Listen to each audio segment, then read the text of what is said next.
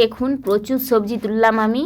আর এটা কিন্তু আমার নিজের বাগানের সবজি না, এটা পিসিমাদের বাগানের সবজি। হাই বন্ধুরা, আশা করি আপনারা সবাই ভালো আছেন, আমিও ভালো আছি। দেখুন আমার পেছনে ওই যে বাগানটা, ওখান থেকেই তুলে নিয়েছি এই এত এত সবজি।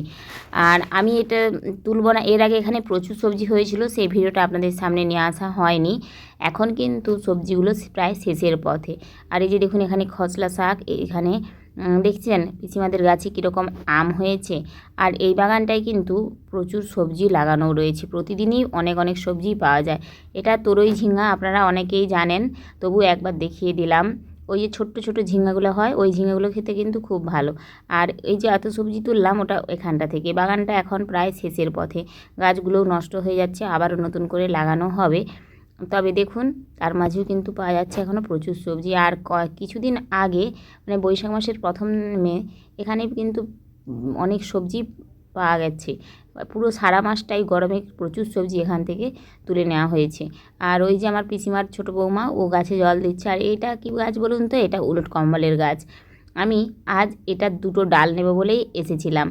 আর আসার পরে আমাকে মানে পিসিমার ছোটো বৌমা বলল যে আমার বাগানের সবজিগুলো তুলে তুমি ভিডিও করো, সেই জন্যই আমি করলাম। এই দেখুন আমি এসেছিলাম পিসিমাদের বাড়ি এই দুটো ডাল নেওয়ার জন্যই। এই যে ডাঁটা দুটো, ওই ডাঁটা দুটো মানে শরবত হিসেবে খুব ভালো। আর এই যে দেখেছেন পিসিমাদের গাছে কি সুন্দর লেবু হয়েছে, দেখছেন? লেবুগুলো খুব সুন্দর এবং গোল, রসও প্রচুর। লেবুগুলো দেখলেই মনে হবে খেয়ে নিই, এতটাই সুন্দর লেবুগুলো। দেখুন আমার তো সত্যি কথা বলতে এই লেবুটা ভীষণ পছন্দের। দেখেছেন? আপনাদের একটু ভালোভাবে দেখিয়ে দিই, মানে এতটাই সুন্দর, দেখুন অপূর্ব না? সত্যি যদি আপনাদের বাগানে এরকম একটা লেবুর গাছ থেকে থাকে তাহলে বলুন, আপনাদের সারা বছরের প্রয়োজনীয় লেবুটা কিন্তু নিজের বাগান থেকেই পেয়ে যেতে পারেন। মাত্র একটা গাছ, আর এই গাছটাতে প্রচুর প্রচুর লেবু হয় এবং এখান থেকে প্রচুর লেবু রোজ তুলে খাওয়াও হয়। সংসারের প্রয়োজনে যদি বাড়ির পাশে কোনো জায়গা থেকে থাকে তাহলে আমি বলবো এরকম দুটো একটা ফলের গাছ লাগিয়ে রাখা ভালো।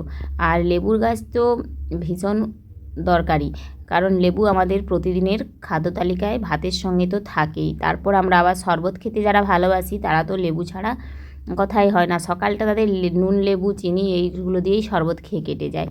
হ্যাঁ, এটাই সত্যি, গ্রাম বাংলার বুকে সকালে প্রত্যেকে কিন্তু নুন লেবু এবং চিনি দিয়েই শরবত খায়। তবে এখন গ্রামেও যদিও শহরের প্রচলনে এসে গেছে, তো যার যেটা ভালো লাগে সে সেভাবেই খায়। পেয়ারা গাছটাতেও প্রচুর পেয়ারা ধরেছে ছোটো ছোটো, আর আম গাছটার তো কথাই নেই, প্রচুর আম। আর এই আমটা খেতেও খুব ভালো। কলমি শাকগুলো দেখেছেন কত সুন্দর হয়েছে, আর সাদা শাক, প্রত্যেকটা জিনিসই এখানে কিন্তু খুব সুন্দরভাবে হচ্ছে। ওই যে বলেছিলাম পেয়ারাগুলো ধরেছে, দেখেছেন? এরকম দুটো একটা ফলের গাছ কিন্তু যাদের বাড়ির পাশে জায়গা রয়েছে তাদের কিন্তু লাগিয়ে রাখা উচিত, এটা আমি মনে করি। তাতে করে কিন্তু গাছের যে ফল সেটা খাওয়ার স্বাদই আলাদা। আমার তো গাছের ফল খেতে ভীষণ ভালো লাগে।